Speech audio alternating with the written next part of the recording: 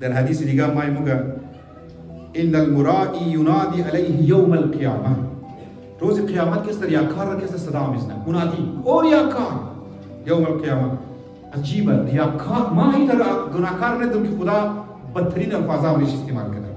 چی میگه ریاکار را روز قیامت میشه ریاکار را کس آواز میده ریاکار را یا فاجر ای فاجر، یا قادر ای هیلگر، یا مرائی زل عملک و حبط اجرک اذهب فخذ اجرک ممن كنت تعمل له.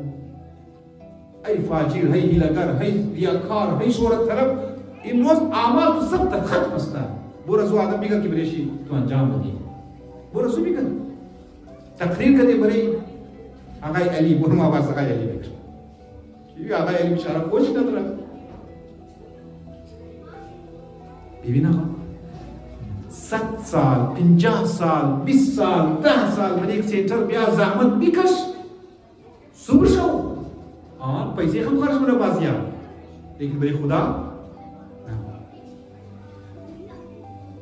البته انسان خب معصوم نیه دیگه، بدون خطا نیست. مبارحات باید دعا باید کنی خدا باید اصلا بگی که خدا استحای از مور بگیره بینی و بین الله. بیا امروز خدا را وسط بینی که مو کارهای چه قصد برای خدا ہے. اگر کارهای از مو برای خدا بود و شهرت طلبی نمود من نمود، جامعه سنترها امام بارگاه ها مذهبی ها اینها اتحاد مکدن نمیمد کسی از بین نمورده.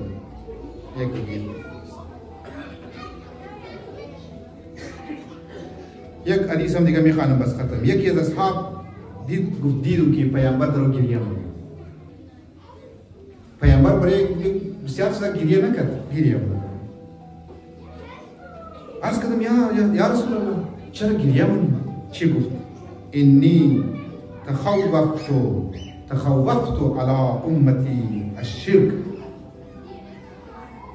اما انهم لا يعبدون صنما ولا شمسا ولا قمرا ولا حجرا ولكنهم يراؤون بالاعمال. مگر تو اپنو امت رو کیسا خوف دارو که امت رو در شرک مبتلا میشه، لیکن نه بت را کیسا پرستش مونه، نه سنگ را پرستش مونه، نه سورج را پرستش مونه، هیچ چیز را پرستش نمونه. لیکن مشرک خوب شرک چیز کجا هسته یا رسول الله؟ اعمال از ناقص در ریاکاری، در ریا.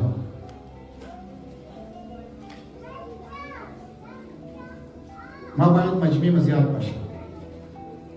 ما باید کست فلان کارهای از مو دیفرنس باشد از دیگه سنتر، از دیگه امام بارگاه باید دیفرنس باشد، اسپسیفیک باشد.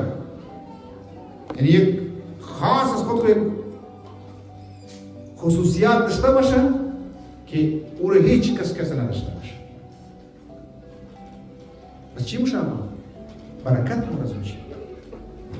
او بسیار زود کلیپس میشه. هر سنتری باشه، هر امام بارگاهی باشه، هر درگاه مذهبی باشه، چون خدا نیست مثلا اونجا نفاق پیدا میشه. ریاکاری یعنی نفاق، ریاکاری یعنی منافقت. مردم مسجد هم جوردن که او شو آقای نشهیدی گفت مسجد چی بود؟ زرار. تحقیق اسلام مسجد زرار هم کسی جور شد. باید عبادت رو تو برای خدا انجام بدی، باید برای کاری خیر برای خدا انجام بدی، و الا تو این میشه که تو 10 سال زحمت میشی و از بین رفته. مرا کس تبدیل یہ عجیب است از من. این گناه را ماهیت رزینی کا باید پخ کنی. مازو خاطر شمور توجه شمور جلب کنم که یعنی وقتی که ما قدم به قدم در بال کنم برای خدا باید باشه که نه. وقتی که برای خدا بود، برای ذات پروردگار عالم بود، قربتاً الی الله بود، خدا شاید برکت مایا اتحاد مایا من اجتماع اتحاد مایا. حتی مو مذهبی ها، پارتی مذهبی ها تو که نگروی ریاکاریا نباشد. چیکار کنی؟ حتی مسئله یک کار خیر یک میخوای کو احتجاجی مظاهره کنی اونجا که سمو رقابت